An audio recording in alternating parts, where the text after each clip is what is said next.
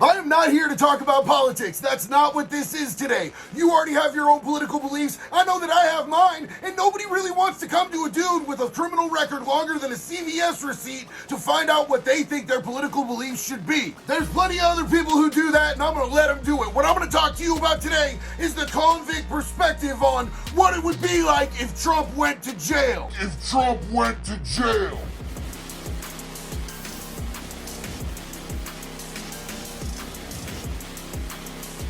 If any of y'all have never seen my videos before, welcome. Let me tell you a little bit about myself. I was a 20-year career criminal and drug addict. Today, I am a recovery coach, a peer support recovery specialist, and a smart recovery facilitator who owns his own business in recovery coaching. I have done prison time on the West Coast, jail time on both coasts, and I spent 2 years on house arrest here in the great state of Florida. And even though my last charges that I did the house arrest for were white-collar crimes, counterfeiting, and organized fraud, there's still nothing even remotely like the charges that Trump is facing. I don't know anything about what he is going up against in the state of New York. Their charges are completely and totally different than anything that I've ever seen. I'm not an expert, and I'm not even going to try to give you guys an uninformed opinion about that. I'm not going to tell you whether I think he's going to jail. I'm not going to tell you whether I think he's not going to jail because I haven't formulated that opinion because I know that I'm not equipped to make that assessment. But if any of you guys have an opinion on that, go ahead and drop it in the comments below. But now understand, I am a convict and I have done a lot of my adult life locked up. So I am kind of qualified to be able to tell you what it would be like if Trump went to jail, as much as anyone would possibly be.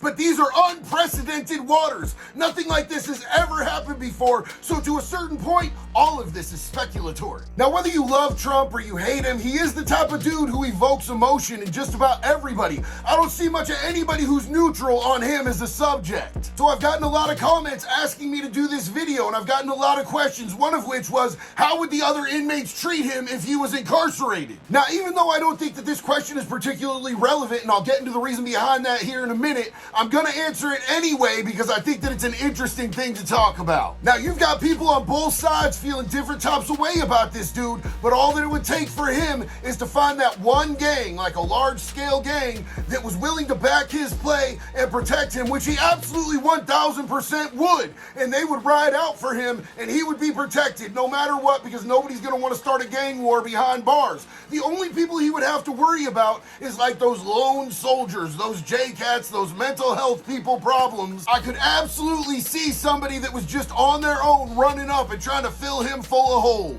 Now let me tell you why that would not be a relevant situation that he would ever even have to think about facing. Because Trump is not the type of person who would ever see a main line. He would not be put in general population with other inmates. First off, he's famous, he's rich, he's an ex-president. And that last part is particularly relevant because he is guaranteed for the rest of his life protection by the Secret Service. And there's nothing in that agreement that says anything about if he gets incarcerated. It's never happened before, so we don't know how the logistics of that would actually work out. But if Trump gets incarcerated, the Secret Service still has an obligation to protect him for the rest of his life. Now that is an extremely complex technicality that they would have to figure out wherever he was going to be incarcerated, because most facilities are closed facilities and you are not allowed to have handguns of any form in there. Even the staff in jails and prisons are only allowed to have non-lethal types of equipment with them while they are inside these buildings. These buildings are definitely a gun-free zone, because just think about it. If an inmate were to overpower a CO and be able to get a hold of that gun, it's an instant hostage situation and it turns into a real bad deal real quick for everyone involved. The only place that you're going to see any type of firearms is in the gun towers, and that's well out of reach of any type of inmate. So do they make accommodations for the Secret Service with this? Do they send him to an absolutely unique facility? These are all questions that are above my pay grade, but they are absolutely interesting things to think about. Now, one thing that I do think that anybody who's ever done a lick of time would all be able to agree on is that this dude would never get onto a real yard. This dude would absolutely 100% have to be in protective custody. And what protective protective custody looks like is that you are in an isolated, solitary cell. No other inmates have any access to you at all whatsoever. It's pretty much miserable, and I'm sure that Trump would get some type of accommodations, being a former president, being rich, being famous. Those dudes always seem to get more than the average citizen,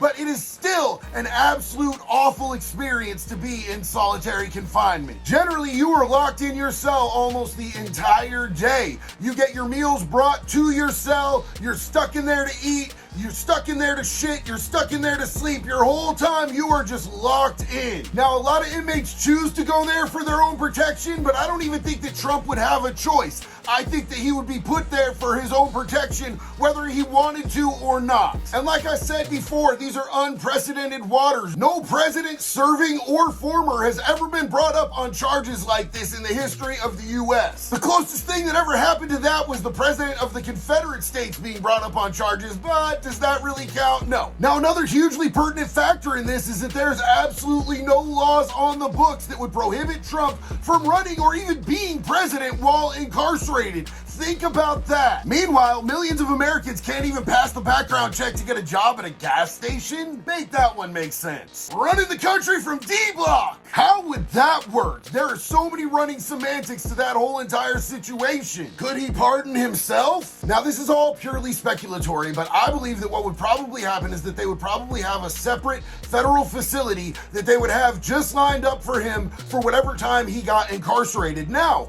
check this out. He is up on 34 felonies. The state of New York has Class E felonies. I've never even heard of that. In the state of Oregon, they have A, B, C. In Florida, they have first degree, second degree, third degree. New York does it in a different way than anything that I've ever encountered in my life, but he could still get a lot of prison time off of 34 Class D felonies. Believe that. The judge would also have the option to give him jail time. The judge would also have the option to give him probation. I would be particularly interested to see if a judge considered giving him home incarceration.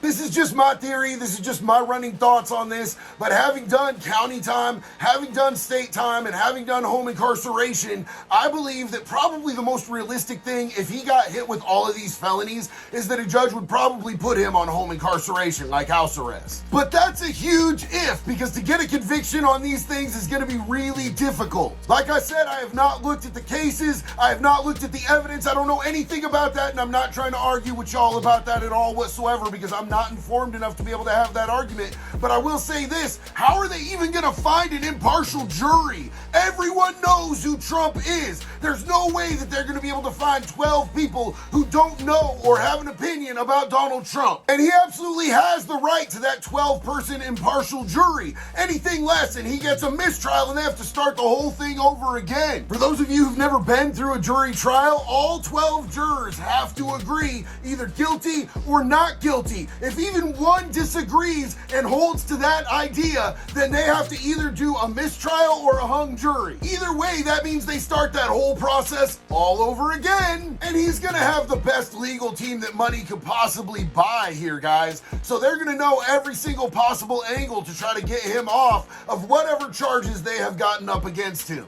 But like I've said from the start, I'm not here to judge whether he's guilty, not guilty. My opinion on any of that doesn't even matter. I don't even know enough about it. All that I'm here to talk about in this video today is what might happen if he was found guilty. How would he be treated? Where would he be housed? My conclusion in all of this is that he would probably be in extreme protective custody, or that they might give him home confinement. Anything else is just gonna be way too dangerous for an ex-president. I appreciate you guys riding out with me. Do me a favor, hit that subscribe, hit that like, leave a comment on what your opinion of this whole entire situation is, but do me one favor, man, and be respectful with each other in the comments. I know that this is a polarized topic. I know that this is an emotional issue for a lot of people, but let's remember that we are all Americans, and it's okay if we disagree on things. It's not okay to be disrespectful to each other. And until the next one, you guys, one love. Be good or be good at it, baby.